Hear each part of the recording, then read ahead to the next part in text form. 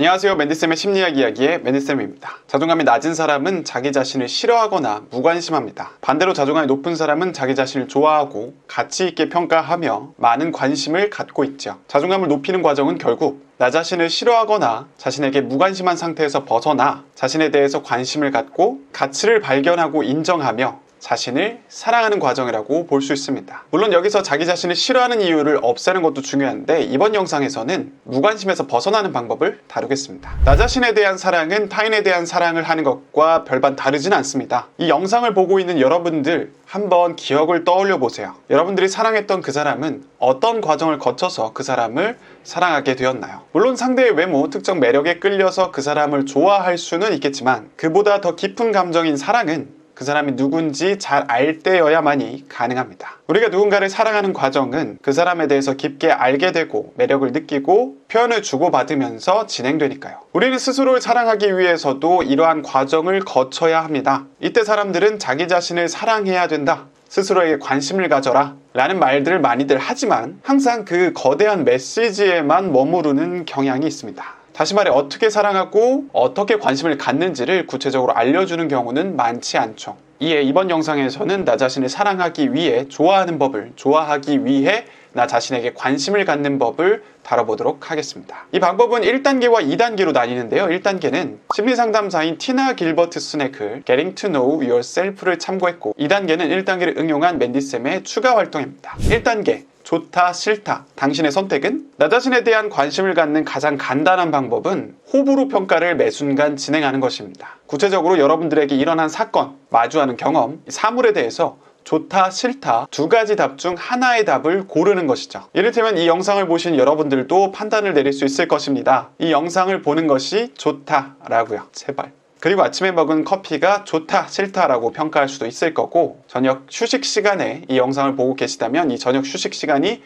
좋다, 싫다라고 또 평가할 수 있을 겁니다. 이외에 내가 쓰는 책상, 의자, 직장 동료, 걸려온 전화, 점심 메뉴 등 모든 것에 대해서 평가를 내릴 수 있을 거예요. 이는 매우 간단한 방법이지만 나 자신에 대해서 관심을 갖는 좋은 방법이기도 합니다. 이 과정에는 몇 가지 지켜야 할 원칙이 있는데 그것은 다음과 같습니다. 첫 번째, 아마도 중립적인 대답을 하고 싶을지 모르지만 좋다, 싫다 둘 중에 꼭 하나를 골라주세요. 두 번째, 애매하더라도 확실하지 않더라도 좋다, 나쁘다 중에 답을 고르셔야 합니다. 세 번째, 나중에 그 평가는 바꿔도 됩니다. 일단 이 순간에 집중해서 평가를 내려보세요. 네 번째, 정확성이 중요한 과정은 사실 아닙니다. 목적은 자신을 관찰하고 어떻게 느끼는지에 대해서 관심을 갖는 거예요. 이 작업을 통해서 여러분 스스로에게 관심을 갖기 시작하면 나중에 더 큰 사건이나 경험에 대해서도 자신의 느낌을 알기가 수월해질 겁니다. 이 1단계를 통해서 나의 내면과 지속적으로 연결되기 때문이죠. 또한 이 작업은 나 자신이 아무런 생각 없이 불편하거나 좋지 않은 경험을 하고 있는 것에 대해서 인식할 수도 있고 반대로 인식하지 않았지만 선호하는 행동이나 경험을 알 수도 있게 될 겁니다. 여러분들은 전자를 개선함으로써 스스로를 챙길 수 있고 후자를 인식함으로써 자신이 의도적으로 즐거움을 늘릴 수 있을 겁니다. 이 모든 과정이 자신에게 관심을 갖고 좋아하는 과정이라고 볼 수 있습니다. 2단계로 넘어가겠습니다. 2단계는 왜 그럴까를 붙이기. 여러분들이 좋다, 싫다의 평가를 어느 정도 진행한 이후에 더 나아가서 2단계를 진행한다면 자신에 대한 이해를 한층 더 높일 수 있을 겁니다. 2단계 방법은 무언가를 좋다고 싫다고 평가한 후에 하나의 질문을 던지는 겁니다. 왜 그럴까? 즉 내가 커피를 좋아한다고 평가를 했다면 그 이유를 궁금해하는 것입니다. 이 질문을 다양한 형태로 응용한다면 여러분들은 스스로에 대한 이해를 한층 더 깊게 만들 수 있습니다. 그리고 팁을 하나 드리자면 무언가에 대해서 좋다, 싫다 라고 평가하는 것과 그 이유를 어딘가에 적어두세요. 이렇게 늘 적는 습관을 갖게 되면 자기 자신을 더 빨리 파악하는데 도움이 될 겁니다. 일종의 나 자신 사용 설명서 같은 거를 만든다고 볼 수도 있죠. 다시 돌아와서 커피를 좋아하는 이유가 커피 맛 때문인지 커피를 통해서 잠을 깨는 것이 좋은지 우리가 커피를 마시면서 누군가와 함께하는 것이 좋은지를 알아본다면 여러분들은 자기 자신에 대해서 많은 것들을 알게 될 겁니다. 그리고 이 정보를 바탕으로 또다시 새로운 선택을 하게 된다면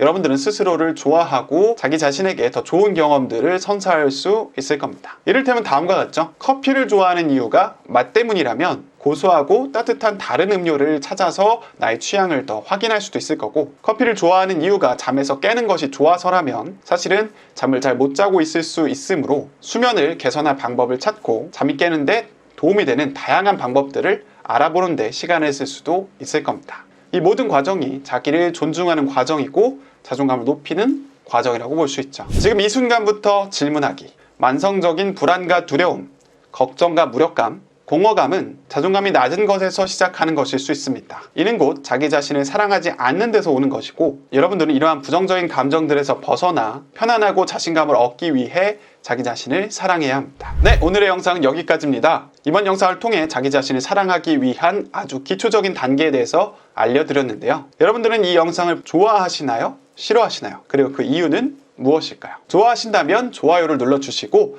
이유는 댓글로 달아주세요. 그럼 안녕! 스스로를 사랑하기 위해서는 자존감에 대한 지식이 필수적입니다. 당신의 자존감을 높이고 싶다면 영상 설명란과 고정 댓글의 링크로 자존감을 테스트하고 자존감을 높이는데 꼭 알아야 할 필수 지식 워크샵을 신청해보세요. 맨디쌤이 꼭 필요한 지식을 전달해드리겠습니다.